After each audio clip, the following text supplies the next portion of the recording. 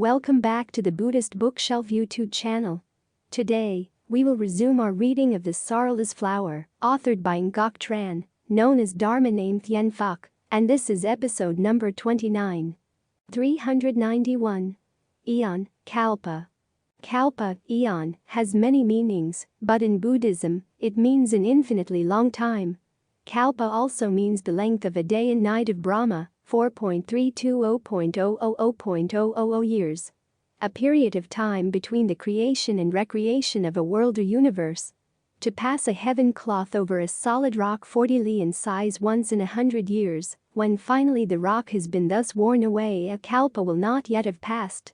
Some say that one kalpa is equivalent to 139.600 years. Kalpa is divided into three categories. The first kind of kalpa is the small kalpa. The length of a day and night of Brahma, which is equivalent to 1,000 kalpas. A period of time between the creation and recreation of a world or universe, or a period of growth and decay of the universe. According to the Kosa Sastra, the period in which human life increases by 1 year a century until it reaches 84,000, then it is reduced at the same rate till the life period reaches 10 years of age. These two are each a small kalpa. According to the Sastra on the Prajnaparamita Sutra, the two above mentioned cycles together as one small kalpa. The second kind of kalpa is the middle-sized kalpa. The length of a middle-sized kalpa is equivalent to that of 20 small kalpas. Middling kalpa, intermediate eon, is a period of 336.000.000 years. 4 middling kalpas make on great kalpa Thien plus Trui plus Hoi plus Kon equals a great kalpa. According to the Tibetan Mahayana Buddhism, middling kalpa is explained like this. If you dig down 1,000 yards into the earth, and then dig around 1,000 square yards, and then fill this empty hollow with hairs a half-inch long each, then if you take away one hair every 100 years, the length of time of a middling kalpa is the length of time you take out all hairs in that hollow. The third kind of kalpa is the great kalpa. The length of a great kalpa is equivalent to that of 4 middle-sized kalpas. According to the Kosa Sastra, there are 4 kalpas or epochs, or periods of time, each consisting of 20 small kalpas, during which worlds go through formation, existing, destruction, and annihilation. According to the Mahayana Buddhism, a Mahakalpa is represented as 1,334,000,000 years, a middling kalpa is 336 million years, and a small kalpa is 16,800,000 years. However, according to the Abhidharmakosha, one great eon is composed of 80 intermediate eons in 4 groups of 20. The first 20 are eons of vacuity. The vacuity is the absence of the last world system. They are followed by 20 eons of formation of new world system, then 20 eons of abiding, then 20 eons of destruction of that system. Right now, we are in the eons of abiding. Within these 20 intermediate eons of abiding, we are in the first long period of decline. So, as this one is coming down, there are 18 ups and downs afterwards. Then the 20th goes on up. According to the Kosa Sastra, there are 4 kalpas or epochs, or periods of time, each consisting of 20 small kalpas, during which worlds go through formation, existing, destruction, and annihilation. Formation or completion, which consists of 20 small kalpas during which worlds and the beings on them are formed. Kalpa of existing or abiding or existence, sun and moon rise, sexes are differentiated, heroes arise, forecasts are formed, social life evolves. Kalpa of destruction or decay, which consists of 64 small kalpas when fire, water and wind destroy everything except the 4th dhyana. Kalpa of annihilation or the succeeding void, during which nothing exists, or the final annihilation. The great kalpa, from a beginning of a universe till it is destroyed and another begins in its place. It has 4 kalpas or periods, the complete period of kalpas of formation, existence, destruction, and non-existence. Each great kalpa is subdivided into 4 asankhya kalpas. Each asankhya kalpa is divided into 20 antara kalpas or small kalpas, so that a mahakalpa consists of 80 small kalpas. Each small kalpa is divided into a period of increase and decrease. The increase period is ruled over by the 4 Chakravartis in succession, i.e. the 4 ages of iron, copper, silver, gold, during which the length of human life increases by 1 year every century to 84,000 years, and the length of the human body to 84,000 feet. Then comes the kalpa of decrease, divided into periods of the 3 woes, pestilence, war, and famine, during which the length of human life is gradually decreased, reduced to 10 years, and the human body to 1 foot in height. The increasing kalpas, or the kalpa of increment, during which human life increases by 1 year every century from an initial life of 10 years till it reaches 84,000 years, and the body from 1 foot to 8,400 feet in height. The decreasing kalpas, in which the period of life is gradually reduced, in contrast with the increasing kalpas, 10 kyip. Together they form 20 kalpas, 10 decreasing and 10 increasing. According to the Buddhist tradition, there are 47 numbers 0 after number 1 to make 1 asankhya. Thus, 3 asankhya eons must be considered as innumerable and countless eons. In order to become the Buddha, a bodhisattva must traverse 3 asankhya eons. It depends on the time a bodhisattva practices 6 paramitas and other virtues, so that he proceeds step by step to each of the stages of spiritual realizations. Therefore, there have been different kinds of bodhisattvas.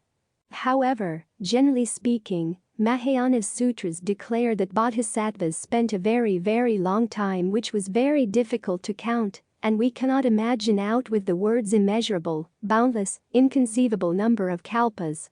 According to the Lotus Sutra, the great multitude of bodhisattvas have already for immeasurable thousands, 10,000s, millions of kalpas applied themselves diligently and earnestly for the sake of the Buddhahood. 392. Testing conditions along the path of cultivation. Testing conditions are the fluctuating effects of good and bad karma, which have the power to influence the practitioner and retard his cultivation. When first taking up cultivation, every practitioner has a seed of good intentions. However, as they encounter karmic conditions, one after another, both internal and external, 99 cultivators out of 100 will fail. The ancients had a saying, "In the first year of cultivation, Amitabha Buddha is right before eyes. The second year, he has already returned to the West. By the time the third year rolls around, if someone inquires about him or requests recitation, payment is required before a few words are spoken or a few verses recited." Main types of testing conditions include internal testing conditions, external testing conditions caused by a favorable circumstances, testing conditions caused by an adverse circumstances, testing conditions of a clear nature, and hidden testing conditions. The first testing condition is the internal testing conditions. According to Most Venerable Thien Phuc in the Pure Land Buddhism in Theory and Practice, this is one of the 6 types of testing conditions. During cultivation, some people suddenly develop thoughts of greed, anger, lust, jealousy, scorn or doubt. They may also suffer delusion, leading to drowsiness and sleep. These thoughts sometimes arise with great intensity, making the practitioner feel annoyed and upset over, at times, trivial matters. Sometimes auspicious and evil events alternate in his dreams. The specific details of these events are too numerous to be described. Faced with these occurrences, the practitioner should realize that these karmic marks have appeared as a consequence of his cultivation.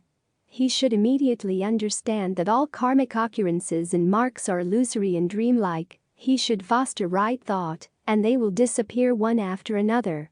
Otherwise, he will certainly be swayed, lose his concentration and retrogress.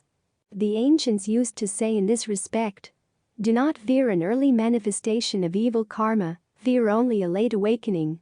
Sometimes the practitioner, in the midst of intense cultivation, suddenly becomes confused and weary, which is a state difficult to fight off. At that very moment, he should arise and bow to the Buddhas or circumambulate the altar. Or else, he may take a temporary break, read a few pages of a book or rearrange some flowers, waiting for his mind to calm down before returning to the altar to resume recitation. Otherwise, the more he tries to focus his mind, the more scattered it becomes. This is a case of flexibility in cultivation. It is similar to the situation of a commander-in-chief facing an invading army as powerful as a river overflowing its banks. In such a situation, the general should stay on the defensive, consolidating his position, rather than charging into battle. Some practitioners suddenly feel solitary and isolated when reciting the Buddha's name like a single-note musical piece, and grow melancholy and bored. In such cases, they should not hesitate to add mantra or sutra recitation or visualization to their practice. The second testing condition is the external testing conditions. According to most Venerable Thien Phuc in the Pure Land Buddhism in theory and practice, this is one of the 6 types of testing conditions. These are external obstacles creating difficult conditions which can make the practitioner retrogress. These obstacles include heat, noise, dirt and pollution, freezing weather, or an outbreak of mosquitoes and other insects. When faced with these conditions, the cultivator should be flexible and not become attached to forms and appearances. He should just seek tranquility and peace of mind.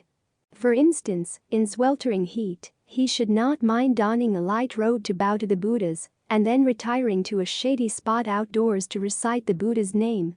At the end of the session, he can return to the altar to make his vows and transfer the merit. If the practitioner happens to be living in a mosquito-infested area, he can sit inside a net while reciting the Buddha's name. As in northern China where the weather can be freezing, monks and nuns must dress carefully in socks, shoes and hats when going to the Buddha hall to recite sutras. As another example, some destitute laymen, living from hand to mouth, going to work early and coming home late, pursued by creditors, tattered, hungry and cold, with sickly wives and malnourished children, can hardly afford a decent place to practice. In such situations, cultivation is truly difficult. In order to succeed, the practitioner should redouble his efforts and have more patience and endurance. Other people, with heavy karmic obstructions, do not experience outward occurrences as long as they do not cultivate, but as soon as they are ready to bow before the altar, they develop headaches, grow dizzy, and are afflicted with all kinds of ailments. Or else, they may receive sudden visitors or encounter unusual events. Faced with these occurrences, the practitioner should redouble his efforts and find ways to cultivate flexibly. These ways depend on circumstances, they cannot all be described. One point, however, should always be kept in mind. When faced with difficult circumstances, pay attention to the mind, and do not cling to appearances and forms. The evil turbid Saha world has always been full of suffering and tears. Without perseverance and forbearance, it is very difficult to succeed in cultivation. The third testing condition is the testing conditions caused by a favorable circumstances. According to most Venerable Thien Phuc in the Pure Land Buddhism in theory and practice, this is one of the 6 types of testing conditions. Some practitioners do not encounter adverse circumstances, but on the contrary, meet with favorable circumstances, such as having their wishes and prayers fulfilled. However, such successes belong to the category of binding conditions, rather than conditions conducive to liberation. Thus, just as some practitioners set their minds to peaceful cultivation, they suddenly encounter opportunities leading to fame and fortune, beautiful forms and enchanting sounds. Or else, family members, relatives and supporters seek to follow and serve them on their retreats. For example, a monk who has made up his mind to cultivate in earnest may suddenly be requested to become the abbot of a large temple complex. Or else, a layman may unexpectedly receive a letter inviting him to become a minister heading such and such a government department, or offering him a chance to participate in a business venture which promises a quick profit. These instances, all of which are advantageous under mundane circumstances, are seductive to the cultivator and may gradually lead to other complications. Ultimately, he may forget his high aspirations and retrogress. As the saying goes, more lives are lost in a flood than in a fire. Thus, on the path of cultivation, favorable circumstances should be feared more than unfavorable ones. Unfavorable events sometimes awaken the practitioner, making it easier for him to escape thoughts of attachment and redouble his efforts in cultivation. Favorable events, on the other hand, may make him quietly retrogress without being aware of it. When he suddenly awakens, he may discover that he has slipped far down the slope. The ancients have said, even 2 or 3 favorable circumstances may cause one to be deluded until old age. This saying is truly a ringing bell to wake cultivators up. Therefore, challenge of favorable events is very subtle. Practitioners need to pay close attention to them. The 4th testing condition is the testing conditions caused by adverse circumstances. According to Most Venerable Thien Phuc in the Pure Land Buddhism in Theory and Practice, this is one of the 6 types of testing conditions. Practitioners on the path of cultivation are at times impeded by adverse circumstances. Some are prevented from cultivating or frustrated in their practice by parents, brothers and sisters, wives, husbands or children. Others suddenly develop a chronic disease from which they never completely recover. Still others are continually pursued by opponents and enemies looking for ways to harm them. Others are slandered or meet misfortunes which land them in prison, subject to torture, or they are sent into exile. Others, again, victims of jealous competition or calumny, lose all peace of mind. This last occurrence is the most frequent. Such cases occur because of the power of evil karma. The ancients had a saying, there are instances of sudden praise and unexpected honors which are underserved, and other instances, not deserving of blame, which create major opportunities for censure and contempt. The 5th testing condition is the testing conditions of a clear nature. According to Most Venerable Thien Phuc in the Pure Land Buddhism in Theory and Practice, this is one of the 6 types of testing conditions. These are clear testing conditions which occur right before the practitioner's eyes, without his realizing their implications. For instance, a monk of relatively mediocre talents and virtues becomes the object of adulation, praised for great merit, virtue and talent. He then develops a big ego and looks down on everyone, giving rise to thoughtless action resulting in his downfall. Or else we have the case of a layman with the potential to progress far along the way. However, he is blocked and opposed by others, who advise him, for example, that vegetarianism will make him sick, or that overly diligent mantra and Buddha recitation will unleash his evil karma, causing him to encounter many untoward events. He then develops a cautious, anxious attitude, retrogressing in his determination to achieve the way. There are also circumstances in which the practitioner realizes that to advance further is to invite failure and defeat, yet, out of ambition or pride, he continues all the same. Or else, even though the cultivator knows that external circumstances are illusory and dreamlike, he cannot let go of them, and thus brings great suffering upon himself. The easygoing and credulous are often duped. When they have not eliminated greed, it is easy for others to deceive them with money, sex and fame. It also applies to those who have a temper and too much pride. Easily aroused, they bring a great deal of trouble and anguish upon themselves. These are trappings and the pitfalls of the outside world, which are also encountered within the order. I bring them up here as a warning to fellow cultivators. If they are not careful, they will become entangled in the cycle of obstructing karma.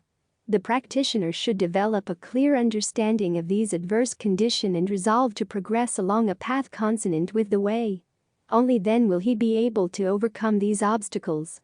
The 6th testing condition is the silent, hidden testing conditions. According to Most Venerable Thien Phuc in the Pure Land Buddhism in Theory and Practice, this is one of the 6 types of testing conditions. This refers to silent challenges, inconspicuous in nature. If the practitioner is not skillful in taking notice, they are very difficult to recognize and defeat. Some people, who may have recited the Buddha's name diligently in the beginning, grow worried and discouraged by deteriorating family finances or repeated failures in whatever they undertake, and abandon cultivation. Others see their affairs quietly progressing in a favorable way. They then become attached to profit and gain, forgetting all about the way. Others diligently engage in Buddha and Sutra recitation at the beginning, but because they fail to examine themselves, The afflictions within their minds increase with each passing day. They then grow lethargic and lazy, to the point where they do not recite a single time for months, or even years. Still others, although their lives are progressing normally, see their living conditions continuously fluctuating with changing external circumstances. With their minds always in confusion and directed toward the outside, they unwittingly neglect recitation or abandon it together. Besides, there are also other testing conditions in cultivation such as sleepiness, sloth, heedlessness, and restlessness. Sleepiness means yielding to sleep, sleepiness, drowsiness, comatose, one of the klesa, or temptations. Sleepiness is used by the Sarvastivadins as an equivalent for klesa, the passions and delusions. While the school of consciousness used sleepiness as the seat of klesa, greed, hatred, ignorance, pride, doubt, wrong views. Torpor means idleness, dullness or sunken stupor or to lose consciousness. Sloth is sluggishness or dullness of mind. Its characteristic is lack of driving power. Its function is to dispel energy. It is manifested as the sinking of the mind. Its proximate cause is unwise attention to boredom, drowsiness, etc. Sloth is identified as sickness of consciousness or satajalana. According to most Venerable Piyudasi in the Buddha's ancient path, Thina or Midda is sloth or morbid state of the mind and mental properties. It is not, as some are inclined to think, sluggishness of the body, for even the arahats, the perfect ones, who are free from this ill, also experience bodily fatigue. This sloth and torpor, like butter too stiff to spread, make the mind rigid and inert, and thus lessen the practitioner's enthusiasm and earnestness for meditation, so that he becomes mentally sick and lazy. Laxity leads to greater slackness until finally there arises a state of callous indifference. Restlessness means inability to settle down. It has the characteristic of disquietude, like water whipped up by the wind. Its function is to make the mind unsteady, as wind makes the banner ripple. It is manifested as turmoil. Its proximate cause is unwise attention to mental disquiet. Restlessness or torpor is one of the biggest problems for Zen practitioners, as sleeping during meditation. Most meditators have two problems: restlessness and torpor. That is, if they are not indulging in idle thinking, they will be dozing off. Those who know how to work hard, however, will be concentrating their energy on their inquiry. They will absolutely not be sleeping. Heedlessness means sloth. The Buddha knows very well the mind of human beings. He knows that the foolish indulge in heedlessness, while the wise protect heedfulness. So he advises the wise with right effort, heedfulness and discipline, to build up an island which no flood can overflow. Who is heedless before but afterwards heedless no more, will outshine this world, like a moon free from clouds. To the Buddhas, a person who has conquered thousands of people in the battlefield cannot be compared with a person who is victorious over himself, because he is truly a supreme winner. A person who controls himself will always behave in a self-tamed way. And a self well-tamed and restrained becomes a worthy and reliable refuge, very difficult to attain. A person who knows how to sit alone, to sleep alone, to walk alone, to subdue oneself alone, will take delight in living in deep forests. Such a person is a trustworthy teacher because, being well-tamed himself, he then instructs others accordingly. So the Buddha advises the well-tamed people to control themselves. Only the well-tamed people, the heedful people, know the way to stop contentions, quarrels and disputes, and how to live in harmony, in friendliness and in peace. In the Dhammapada Sutta, the Buddha taught, heedfulness, watchfulness, is the path of immortality. Heedlessness is the path of death. Those who are heedful do not die, those who are heedless are as if already dead. Dharmapada 21. Those who have distinctly understood this, advance and rejoice on heedfulness, delight in the nirvana. Dharmapada 22. Owing to perseverance and constant meditation, the wise men always realize the bond-free and strong powers to attain the highest happiness, the supreme nirvana. Dharmapada 23. If a man is earnest, energetic, mindful, his deeds are pure, his acts are considerate and restrained, lives according to the law, then his glory will increase. Dharmapada 24. By sustained effort, earnestness, temperance and self-control, the wise man may make for himself an island which no flood can overwhelm. Dharma 25. The ignorant and foolish fall into sloth. The wise man guards earnestness as his greatest treasure. Dharma 26. Do not indulge in heedlessness, nor sink into the enjoyment of love and lust. He who is earnest and meditative obtains great joy. Dharma 27. When the learned man drives away heedlessness by heedfulness, he is as the wise who, climbing the terraced heights of wisdom, looks down upon the fools. Free from sorrow he looks upon sorrowing crowd, as a wise on a mountain peak, surveys the ignorant far down on the ground. Dharma 28. Heedful among the heedless, awake among the sleepers, the wise man advances as does a swift racehorse outrun a weak jade. Dharma 29. It was through earnestness that Magavan rise to the lordship of the gods. Earnestness is ever praised, negligence is always despised, blamed. Dharma 30. A mendicant who delights in earnestness, who looks with fear on thoughtlessness, cannot fall away, advances like a fire, burning all his fetters both great and small. Dharma 31.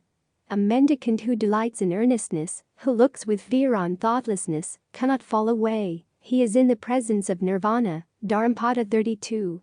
In the Dharmapada Sutra, the Buddha taught, one who conquers himself is greater than one who is able to conquer 1,000 men in the battlefield. Self-conquest is, indeed, better than the conquest of all other people. To conquer oneself, one must be always self-controlled and disciplined one's action. Oneself is indeed one's own savior, who else could be the savior? With self-control and cultivation, one can obtain a wonderful savior. Whoever was formerly heedless and afterwards overcomes his sloth, such a person illuminates this world just like the moon when freed from clouds. Before teaching others, one should act himself as what he teaches. It is easy to subdue others, but to subdue oneself seems very difficult. He who sits alone, sleeps alone, walks and stands alone, unwearied, he controls himself, will find joy in the forest. You are your own protector. You are your own refuge. Try to control yourself as a merchant controls a noble steed. In the 42-section Sutra, the Buddha taught, people always encounter 20 difficulties. It is difficult to give when one is poor. It is difficult to study the way when one has power and wealth. It is difficult to abandon life and face the certainty of death. It is difficult to encounter the Buddhist sutras. It is difficult to be born at the time of the Buddha. It is difficult to forbear lust and desire. It is difficult to see good things and not seek them. It is difficult to be insulted and not become angry. It is difficult to have power and not abuse it. It is difficult to come in contact with things and have no thought of them. It is difficult to be greatly learned and widely informed. It is difficult to get rid of self-pride or self-satisfaction. It is difficult not to slight those who have not yet studied. It is difficult to practice equanimity of mind. It is difficult not to gossip. It is difficult to meet a good knowing advisor. It is difficult to see one's own nature and study the way. It is difficult to transform oneself in ways that are appropriate, taking living beings across to enlightenment. It is difficult to see a state and not be moved by it. It is difficult to have a good understanding of skill and means. Chapter 12. It is difficult for one to leave the evil paths and become a human being. It is difficult to become a male human being. It is difficult to have the 6 organs complete and perfect. It is difficult for one to be born in the central country. It is difficult to be born at the time of a Buddha. It is still difficult to encounter the way. It is difficult to bring forth faith. It is difficult to resolve one's mind on bodhi. It is difficult to be without cultivation and without attainment. 393. Miserable outcast. On one occasion the thus come one was staying at the monastery of Anathapindika, in Jeddah Grove, near Savatthi. One morning the thus come one took his bowl and robe, and was about to enter Savatthi for alms. At that time, in the house of the Brahmin Agika Bharadvaja, a fire was burning, and an offering was prepared. Then, the thus come one, going for alms from house to house in Savatthi, approached the house of the Brahmin Agika Bharadvaja. Upon seeing the thus come one coming at a distance, the Brahmin said, "Stay there, O shaveling! Stay there, O wretched monk! Stay there, O miserable outcast!" Upon hearing this, the thus come one addressed the Brahmin as follows: "Do you know, O Brahmin, who an outcast is or the things that make an outcast?" "No, indeed, O Venerable Gautama. I do not know who an outcast is or the things that make an outcast. Would you explain the doctrine to me so that I may know who an outcast is and what things make an outcast?" "Hear then, O Brahmin. Bear it well in mind, I shall speak." The Brahmin replied, "Very good, Venerable One." The thus come one spoke about a miserable outcast as follows: "The man who is irritable, rancorous, vicious, detractive, perverted in views and deceitful, he is an outcast. Whoever in this world harms living beings, once born or twice born, in whom there is no compassion for living beings, he is an outcast. Whoever destroys and besieges villages and hamlets and is known as an oppressor, he is an outcast. Whether he is in the village or in the forest, whoever steals or appropriates, gains by theft what belongs to others or what is not given, he is an outcast. Whoever, having really taken a debt, flees when pressed saying, 'There is no debt to you,' he is an outcast. Whoever, desiring, wishing, some trifle, kills a man going along on the road, and pillages others, he is an outcast. Who, for his own sake or for the sake of others, or for the sake of wealth, utters lies when asked as a witness, he is an outcast. Whoever by force or with consent is seen transgressing with the wives of relatives or friends, he is an outcast. Whoever being rich but does not support his aged parents who have passed their youth, he is an outcast. Whoever strikes or by speech annoys parents, brothers, sisters or parents-in-law, he is an outcast. Whoever, when questioned about what is good, counsels people what is wrong, advises others wrongly, and teaches in concealing way, he is an outcast.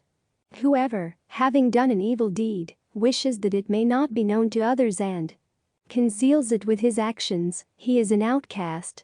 Whoever, having gone to another's house and partaken of choice food, does him in return when he comes, he is an outcast. Whoever deceives by falsehood a Brahmana or ascetic or any other mendicant, he is an outcast. Whoever by speech annoys a Brahmana or ascetic, when mealtime has come and does not give alms, he is an outcast. Whoever in this world, shrouded in ignorance, predicts what is not expected, he is an outcast. Whoever exalts himself and despises others and is debased by his pride, he is an outcast. Whoever is annoying, avaricious, of base desires, selfish, deceitful, shameless and fearless in evil actions, he is an outcast. Whoever reviles the Buddha or one of his disciple, recluse or householder, he is an outcast. Whoever, without being an arahant claims to be an arahant, is a thief in the whole universe, he is the lowest outcast. Not by birth is one an outcast, not by birth is one a Brahmana, but by deeds one becomes an outcast, by deeds one becomes a Brahmana. Know it as such by this illustration. There was the son of an outcast, known as Matanga, a dog cooker. This Matanga achieved the highest glory, which is difficult to obtain. Many warriors and Brahmins came to minister unto him.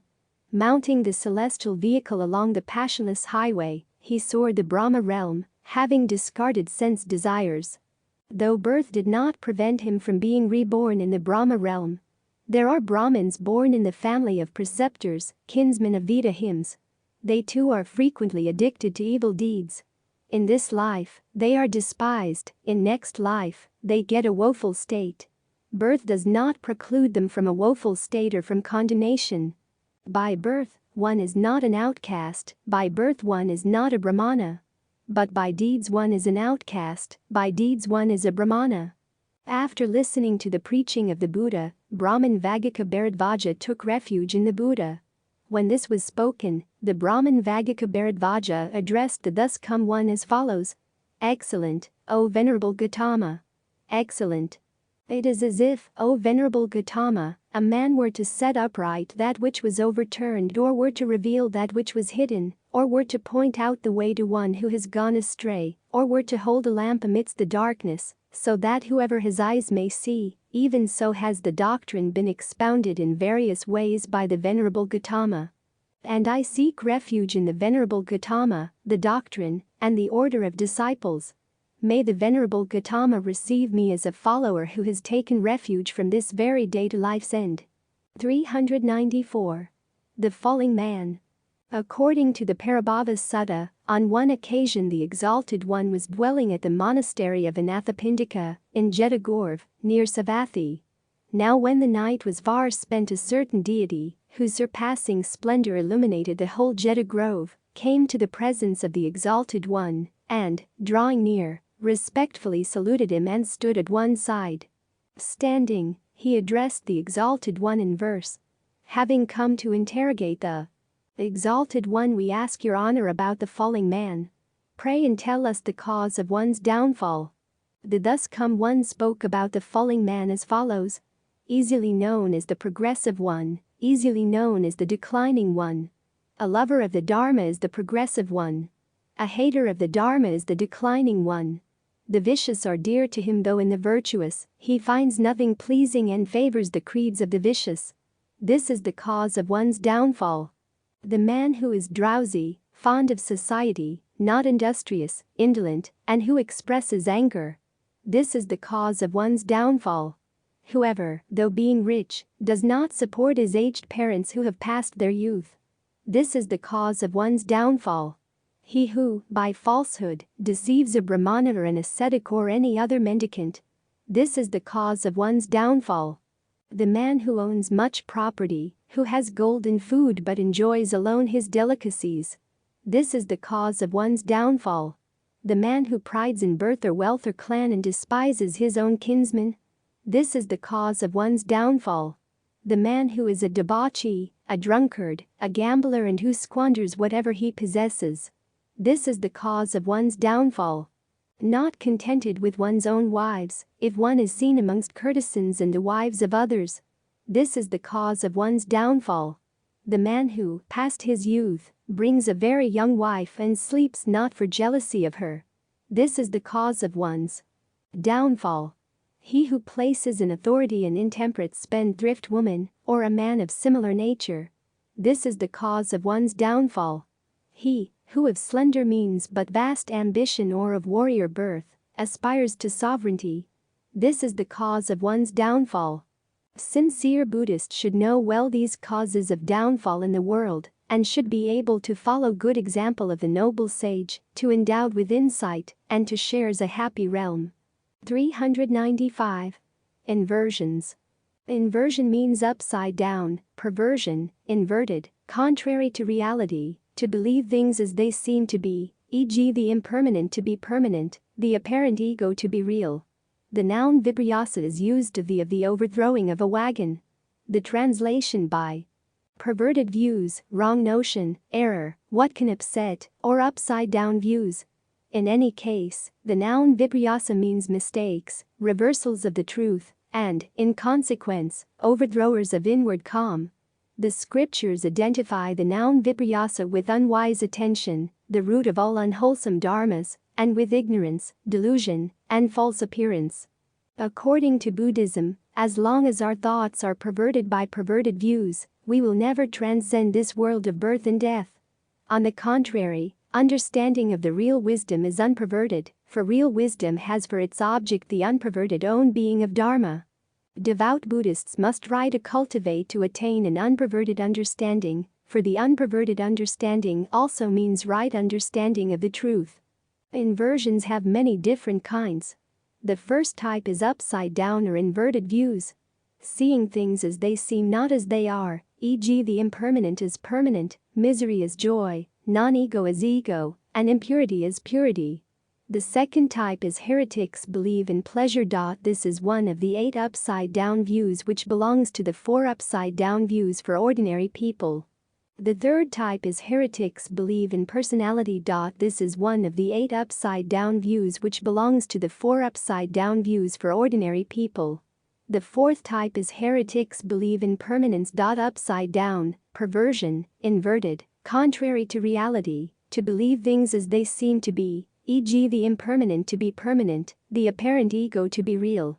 This is one of the 8 upside-down views which belongs to the 4 upside-down views for ordinary people.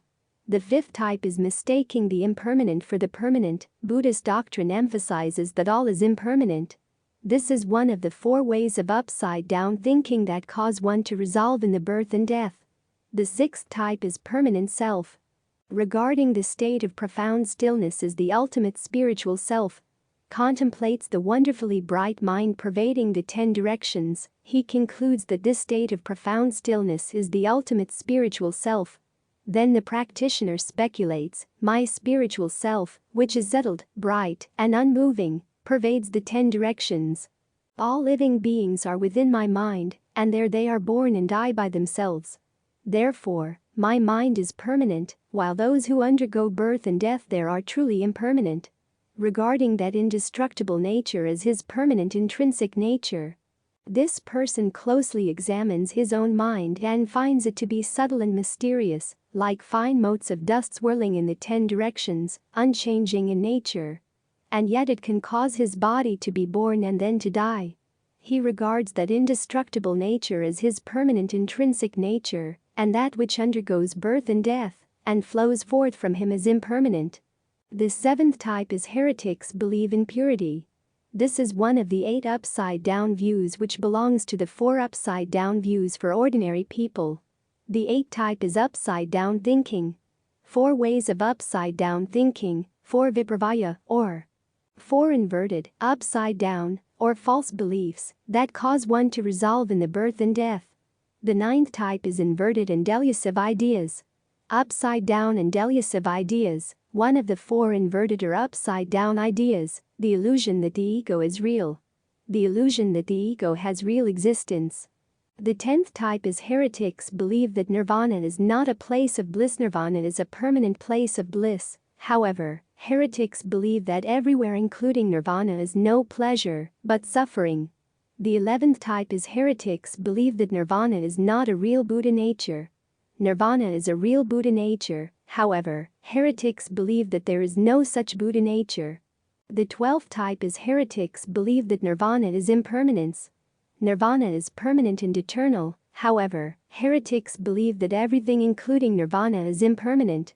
The 13th type is heretics believe that nirvana is not pure. Nirvana is pure. However, heretics believe that everything is impure. There are also 7 inversions. Wrong views on permanence, wrong views on worldly happiness and unhappiness, wrong views on ego, wrong views on purity and impurity, wrong views on impermanence, wrong views on non-egoism, wrong views on emptiness. According to the Yogacara Sastra, there are 7 inversions. Evil thoughts are wrong views on upside down perception, false views or wrong views or illusory or misleading views. To see things upside down, deluded or upside down mind, or mind following the external environments, wrong views on permanence and impermanence, wrong views on worldly happiness and unhappiness, wrong views on ego and non-ego, wrong views on purity and impurity. There are also false views based on living beings' individual karma, false views associated with the individual karma of beings. False views associated with the individual karma of beings means individual karma refers to one's own karma, which differs from the karma of others. This is also called individually held false views. One's own karma is special and different from that of everyone else. In the Surangama Sutra, the Buddha reminded Ananda about 2 kinds of upside-down discriminating false views. The first one is false view based on living beings' individual karma, and the other one is false view based on living beings' collective karma. What is meant by false views based on individual karma? Ananda. It is like a man in the world who has red cataracts on his eyes, so that at night he alone sees around a lamp a circular reflection composed of layers of 5 colors. What do you think? Is the circle of light that appears around the lamp at night the lamp's color, or is it the seeing's colors? Ananda. If it is the lamp's colors, why is it that someone without the disease does not see the same thing, and only the one who is diseased sees the circular reflection? If it is the seeing's colors, then the seeing has already become colored. What, then, is the circular reflection the diseased man sees to be called? Moreover, Ananda, if the circular reflection is in itself a thing apart from the lamp, then it would be seen around the folding screen, the curtain, the table, and the mats. If it has nothing to do with the seeing, it should not be seen by the eyes. Why is it that the man with cataracts sees the circular reflections with his eyes? Therefore, you should know that, in fact, the colors come from the lamp, and the diseased seeing bring about the reflection. Both the circular reflection and the faulty seeing are the result of the cataract. But that which sees the diseased film is not sick. Thus you should not say that it is the lamp or the seeing, or that it is neither the lamp nor the seeing. It is like a second moon often seen when one presses on one's eye while looking up into the sky. It is neither substantial nor a reflection because it is an illusory vision caused by the pressure exerted on one's eye. Hence, a wise person should not say that the second moon is a form or not a form. Nor is it correct to say that the illusory second moon is apart from the seeing or not apart from the seeing. It is the same with the illusion created by the diseased eyes. You cannot say it is from the lamp or from the seeing. Even less can it be said not to be from the lamp or the seeing. There are false views of the collecting share, commonly held false views of beings. Commonly held false views of beings means that it is shared by most other people. It is also called collective karma. An example is natural disasters and man-made calamities, in which hundreds of thousands, or even millions of people die together. That is collective karma arising from commonly held false views. It is shared karma resulting from those kinds of false thoughts. In the Zurangama Sutra, the Buddha reminded Ananda about two kinds of upside-down discriminating false views. The first one is false view based on living beings' individual karma, and the other one is false view based on living beings' collective karma. What is meant by the false view of the collective share? Ananda. In Jambudvipa, besides the waters of the great seas, there is level land that forms some 3,000 continents, east and west, throughout the entire expanse of the great continent. There are 2,300 large countries. In other, smaller, perhaps 1 or 2, or perhaps 30, 40, or 50. Ananda. Suppose that among them there is one small continent where there are only 2 countries. The people of just one of the countries together experience evil conditions. On that small continent, all the people of that country see all kinds of inauspicious things. Perhaps they see 2 suns, perhaps they see 2 moons with circles, or a dark haze, or girdle ornaments around them, or comets, shooting stars, ears on the sun or moon, rainbows, secondary rainbows, and various other evil signs. Only the people in that country see them. The living beings in the other country from the first do not see or hear anything unusual. Ananda. In the case of the living being's false view of individual karma, by which he sees the appearance of a circular reflection around a lamp, the appearance seems to be a state, but in the end, what is seen comes into being because of the cataracts on the eyes. The cataracts are the results of the weariness of the seeing rather than the products of form. However, the essence of seeing which perceives the cataracts is free from all diseases and defects. Ananda. I will now go back and forth comparing these 2 matters for you, to make both of them clear. For example, you now use your eyes to look at the mountains, the rivers, the countries, and all the living beings. And they are all brought about by the disease of your seeing contracted since time without beginning. Seeing and the conditions of seeing seem to manifest what is before you. Originally my enlightenment is bright. The seeing and conditions arise from the cataracts. Realize that the seeing arise from the cataracts. The enlightened condition of the basically enlightened bright mind has no cataracts. That which is aware of the faulty awareness is not diseased. It is the true perception of seeing. How can you continue to speak of feeling, hearing, knowing, and seeing? Therefore, you now see me and yourself and the world and all the 10 kinds of living beings because of a disease in the seeing. What is aware of the disease is not diseased. The true essential seeing by nature has no disease. Therefore, it is not called seeing. Ananda. Let us compare the false views of those living beings' collective share with the false views of the individual karma of one person. The individual man with the diseased eyes is the same as the people of that country. He sees circular reflections erroneously brought about by a disease of the seeing. The beings with a collective share see inauspicious things. In the midst of their karma of identical views arise pestilence and evils. Both are produced from a beginningless falsity in the seeing. It is the same in the 3,000 continents of Jambudvipa, throughout the 4 great seas and in the Saha world, and throughout the 10 directions. All countries that have outflows and all living beings are the enlightened bright wonderful mind without outflows. Because of the false diseased conditions that are seen, heard, felt, and known, they mix and unite in false birth, mix and unite in false death. If you can leave far behind all conditions which mix and unite and those which do not mix and unite, then you can also extinguish and cast out the causes of birth and death, and obtain perfect bodhi, the nature which is neither produced nor extinguished. It is the pure clear basic mind, the everlasting fundamental enlightenment. According to the Surangama Sutra, Book 7, the Buddha reminded Ananda about the 2 conditions for being upside down as follows. Ananda, you now wish to cultivate true samadhi and arrive directly at the thus come one parinirvana. First, you should recognize the 2 upside-down causes of living beings in the world. If this upside-down state is not produced, then there is the thus come one's true samadhi. What is meant by the upside-down state of living beings? The Buddha reminded Ananda, the reason that the nature of the mind is bright is that the nature itself is the perfection of brightness. By adding brightness, another nature arises, and from that false nature, views are produced, so that from absolute nothingness comes ultimate existence. All that exists comes from this. Every cause in fact has no cause. Subjective reliance on objective appearances is basically groundless.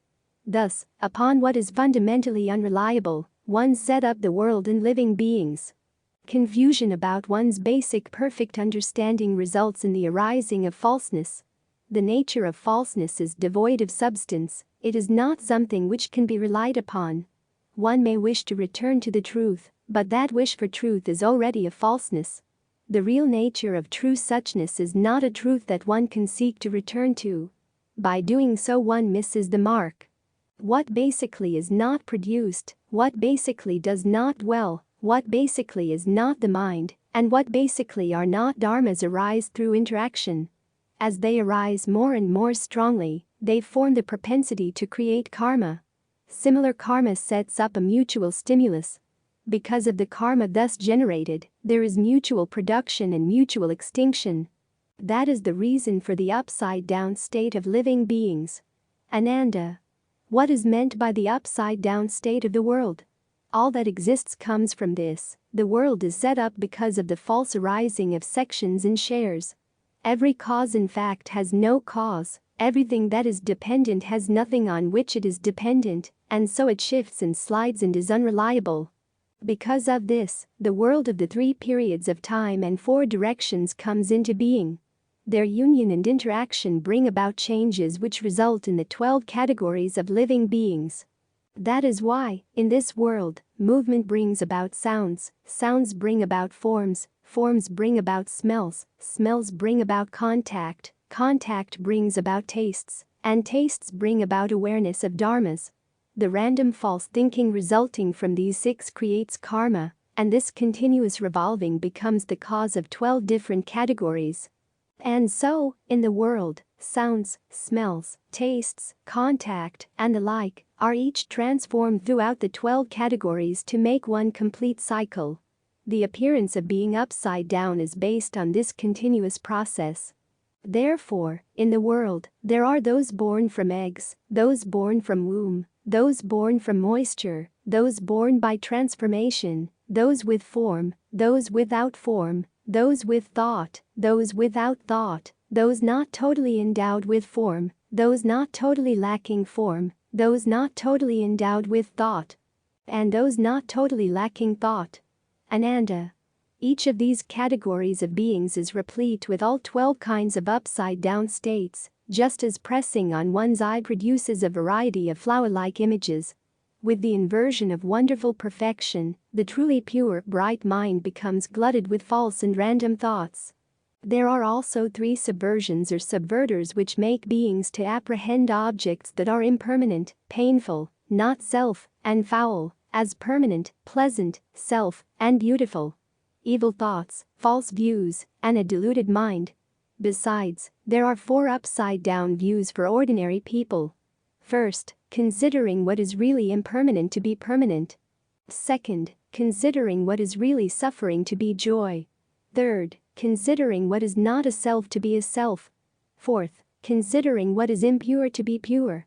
In the Surangama Sutra, Book 9, in the part of the 10 states of the formation skandha, the Buddha reminded Ananda about the 4 upside-down theories as follows.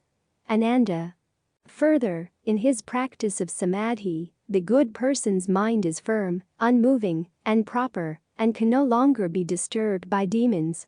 He can thoroughly investigate the origin of all categories of beings and contemplate the source of the subtle, fleeting, and constant fluctuation. But if he begins to speculate about self and others, he could fall into error with theories of partial impermanence and partial permanence based on 4 distorted views. First, as this person contemplates the wonderfully bright mind pervading the 10 directions, he concludes that this state of profound stillness is the ultimate spiritual self. Then he speculates, my spiritual self, which is settled, bright, and unmoving, pervades the 10 directions. All living beings are within my mind, and there they are born and die by themselves. Therefore, my mind is permanent, while those who undergo birth and death there are truly impermanent. Second, instead of contemplating his own mind, this person contemplates in the 10 directions worlds as many as the Ganges is sands. He regards as ultimately impermanent those worlds that are in eons of decay, and as ultimately permanent those that are not in eons of decay. Third, this person closely examines his own mind and finds it to be subtle and mysterious, like fine motes of dust swirling in the 10 directions, unchanging in nature. And yet it can cause his body to be born and then to die. He regards that indestructible nature as his permanent intrinsic nature, and that which undergoes birth and death and flows forth from him as impermanent. Fourth, knowing that the skandha of thinking has ended and seeing the flowing of the skandha of formations, this person speculates that the continuous flow of the skandha of formations is permanent, and that the skandhas of form, feeling, and thinking which have already ended are impermanent. Because of these speculations of impermanence and permanence, he will fall into externalism and become confused about the bodhi nature. Furthermore, there are 4 inversions, the 4 viparvaya or 4 inverted, upside down, or false beliefs. 4 ways of upside down thinking that cause one to resolve in the birth and death. First, mistaking the impermanent for the permanent. Buddhist doctrine emphasizes that all is impermanent. Only nirvana is permanent. We are deceived by the momentary exterior appearance of things. They do not appear to be changing, they appear to our delusion-dulled sense as static. We do not perceive processes in dynamic change, but only as we think, entities which go on existing. Similarity, due to a line of change in a given direction, is often mistaken for sameness.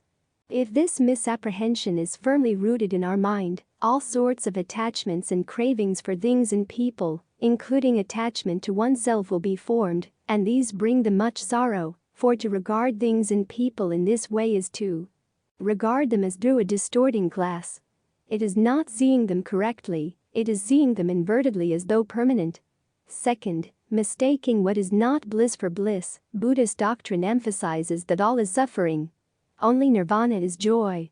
The unsatisfactory invertedly appears to be pleasant. Thus people fritter away much of their precious lives on this or that pleasure, and as they never actually get the satisfaction they crave for, so they are driven on from one thing to another. Pleasures may produce temporary feelings of ease, of worldly happiness, but they are always linked to succeeding disappointment, regret, longing for some other emotion, indicating an absence of real satisfaction. Those who actually rejoice in greed, aversion or delusion are, of course, invertedly trying to enjoy what is not enjoyable. Dukkha is linked to any mental state into which the above three roots enter. Nothing really satisfactory can be expected where they operate, as they certainly do, in turning round what is by nature unsatisfactory and making it appear the opposite. Third, mistaking what is not self for self. Buddhist doctrine emphasizes that all is non-self or without a soul. Sentient beings, including human beings, come into being under the law of conditioning by the union of five aggregates or skandhas: material form, feeling, perception, mental formation or dispositions, and consciousness. When these aggregates are combined together, they sustain life. If they disintegrate, the body will die. This the Buddha called impersonal. Fourth, mistaking what is impure for pure. All is impure. Only nirvana is pure. All is impure. Only nirvana is pure. The sinful body, that of ordinary people, caused by lust, hatred, and ignorance. The chaotic, evil, calculating, vicious mind of sentient beings. 396. Three realms of the rebirth cycle. According to the long discourses of the Buddha, Sanjiti Sutra, the realms of births and deaths, divided into three realms of existence. The first realm is the realm of passions, kamadhatu. This is the realm of sensuous desire of sex and food. It includes the six heavens, the human world, and then hells. All beings in this realm possess five aggregates or panca skandha. The second realm is the realm of beauty, rupadhatu, or the realm of form or matter. It is above the lust world. It is represented in the Brahmalokas, 2 Thien, the realm of the lesser deities. The third realm is the realm of no beauty or non-form, arupadhatu, the formless or immaterial realm of pure spirit. There are no bodies, palaces, things. Where the mind dwells in mystic contemplation. Its extent is indefinable in the four empty regions of spaces, 2 Kongzu. This is the realm of the higher deities. 397. Four ideas of looking at the Dharma realms. According to the Huayan school, there are four ideas of looking at the Dharma realms.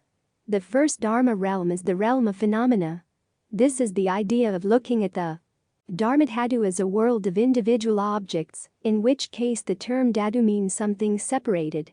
This is the world of reality, the factual practical world, or the phenomenal realm, phenomenal world.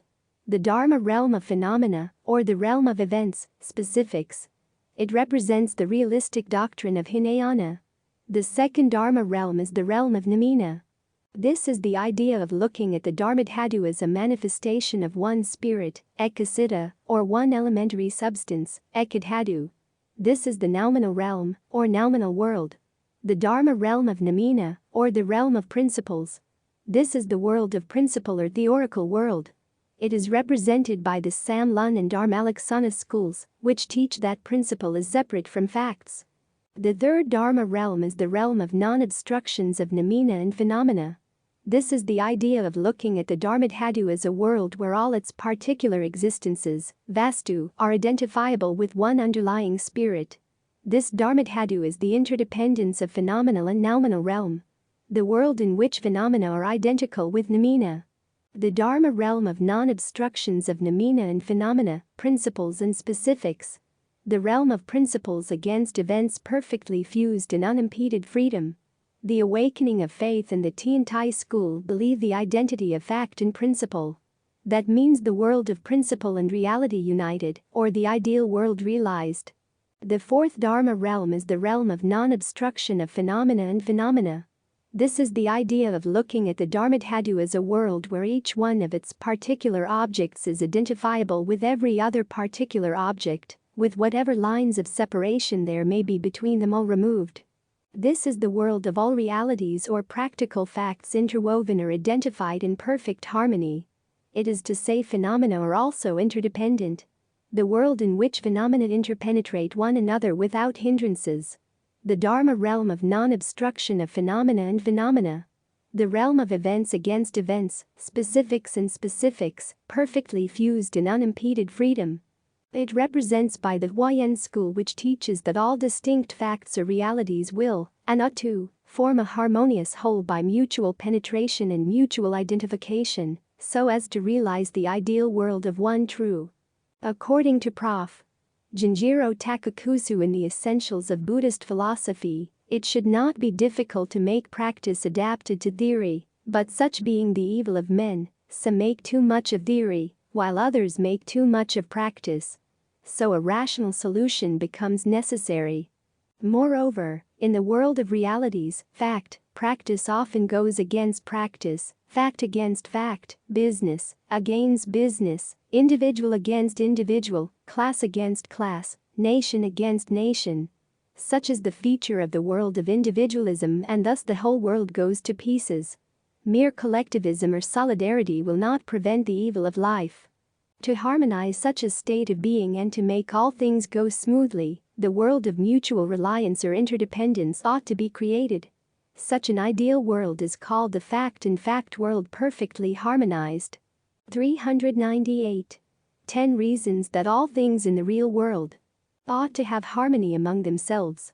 According to Prof. Jinjiro Takakusu in the Essentials of Buddhist Philosophy, there are 10 reasons that all things in the real world ought to have harmony among themselves. First, because of the simultaneous rise of all things. Second, because of the mutual permeation of the influence of all things. Third, because of the necessity of reciprocal identification between all beings, mutual self-negation to agree with each other for the realization of harmony. Fourth, because of the necessity of unity or harmony between the leaders and the followers for the attainment of a purpose. Fifth, because all things have their origin in ideation, therefore a similar ideal ought to be expected of all. Sixth, because all things are the result of causation and therefore are mutually dependent. Seventh, because all things are indeterminate or indefinite in character but mutually complementary, therefore they are free to exist in harmony with all things. Eighth, because of the fact that all beings have the nature of Buddha dormant in them. Ninth, because of the fact that all beings, from the highest to the lowest, are parts of one and the same mandala, circle. 10th, because of mutual reflection of all activities, as in a room surrounded by mirrors, the movement of one image causes the movement of the 1,000 reflections. 399. 3,000 Great Thousand World. Over 25 centuries ago, the Buddha talked about the immensity and endlessness of the cosmos. The earth on which we are living is not unique. There are a great number of others, which are as numerous as the grains of sand in the Ganges River. 3,000 Great Chalaya Cosmos, universe of the 3 kinds of thousands of worlds, the threefold Great Thousand World System, or the Buddha world. Each big celestial world comprises 1,000 million small worlds, each one has the same size as that of our Earth. Furthermore, there are an infinite number of big celestial worlds in the cosmos. The Buddhist concept of time reveals that each world has 4 middle kalpas or cosmic periods. Each middle kalpa has 20 small kalpas, each small kalpa has 16 million years. Therefore, the average life of a world is equal to 1,280,000,000 years. The ancient Indian belief the universe comprises of many groups of thousands of worlds, also called a small chiliakism. The Thien Phuc school sets forth a world system of 10 realms. That is to say, the world of living beings is divided into 10 realms, of which the higher 4 are saintly, and the lower 6 are ordinary. Here the Thien Phuc school at once comes back to the ideation theory, but expresses it somewhat differently. It is set forth that a conscious instant or a moment of thought has 3,000 worlds immanent in it. This is a theory special to this school and is called 3,000 originally immanent or 3,000 immanent in principle or 3,000 immanent in nature, or sometimes 3,000 perfectly immanent. The immanency, either original, theoretical, natural or perfect, conveys one and the same idea, namely, that the one moment of thought is itself 3,000 worlds. Some consider this to be the nearest approach to the idea of the Absolute, but if you consider the Absolute to be the source of all creation, it is not exactly the Absolute. Or, it may be considered to be a form of ideation theory, but if one thinks that ideation manifests the outer world by the process of dichotomy, it is quite different, for it does not mean that one instant of thought produces the 3,000 worlds, because a production is the beginning of a lengthwise motion, i.e., timely production. nor does it mean that the 3,000 worlds are included in one instant of thought, because an inclusion is a crosswise existence, i.e., existence in space. Although here the 3,000 world doctrine is expounded on the basis of ideation, it is not mere ideation, for all the dharmas of the universe are immanent in one thought instant, but are not reduced to thought or ideation.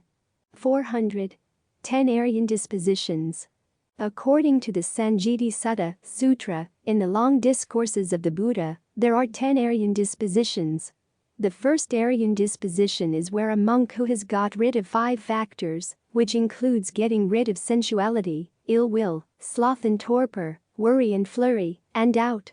The second Aryan disposition is where a monk who possesses 6 factors.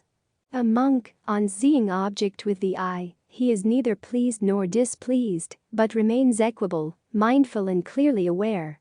A monk, on hearing a sound with the ear, he is neither pleased nor displeased, but remains equable, mindful and clearly aware. A monk, on smelling a smell with the nose, he is neither pleased nor displeased, but remains equable, mindful and clearly aware. A monk, on tasting a flavor with the tongue, he is neither pleased nor displeased, but remains equable, mindful and clearly aware. A monk, on touching a tangible object, he is neither pleased nor displeased, but remains equable, mindful and clearly aware. A monk, on cognizing a mental object with the mind, he is neither pleased nor displeased, but remains equable, mindful and clearly aware. The third Aryan disposition is where a monk who has established the guard by guarding his mind with mindfulness. The fourth Aryan disposition is where a monk who practices the 4 supports. He judges that one thing is to be pursued. He judges that one thing is to be endured. A monk judges that one thing is to be suppressed. A monk judges that one thing is to be avoided. The fifth Aryan disposition is where a monk who has got rid of individual beliefs. Whatever individual beliefs are held by the majority of ascetics and Brahmins, a monk has dismissed, abandoned, rejected, let go. The sixth Aryan disposition is where a monk who has quite abandoned quests, which include the quests for sense desires, the quests for rebirth, and even the quests for the holy life. The seventh Aryan disposition is where a monk who is pure of motive. A monk who has abandoned thoughts of desire, thoughts of sensuality, thoughts of ill will, and thoughts of cruelty. The eighth Aryan disposition is where a monk who has tranquilized his emotions once he has given up pleasure and pain with the disappearance of former gladness and sadness, he enters into a state beyond pleasure and pain which is purified by equanimity, and this is the fourth jhana. The ninth Aryan disposition is where a monk who is well emancipated in heart. He is liberated from the thought of greed, hatred and delusion. The 10th Aryan disposition is where a monk who is well liberated by wisdom. He understands that for him greed, hatred and delusion are abandoned, cut off at the root, like a solid tree stump, destroyed and incapable of growing again. This is the end of this video. Dear fellow Buddhist, just as the Buddha emphasized the importance of generosity supporting the spread of the Dharma for spiritual growth, we can cultivate this virtue in our digital age. By subscribing, liking, and sharing our channel, you're supporting the dissemination of valuable teachings, much like this Sangha was supported in the past. Your engagement accumulates positive karma for you and helps make the Dharma accessible to a wider audience, a meritorious act indeed. Let's do this with pure intentions, free from attachment and selfishness, fostering a sense of community and supporting our own spiritual journey. These principles, rooted in Buddhist ethics, continue to guide us. You will receive great blessings for supporting the propagation of Buddha's teachings in a very simple way. By subscribing, liking, and sharing to help spreading the Buddha teaching to all human beings. Wishing you and your family always have a peaceful and happy life.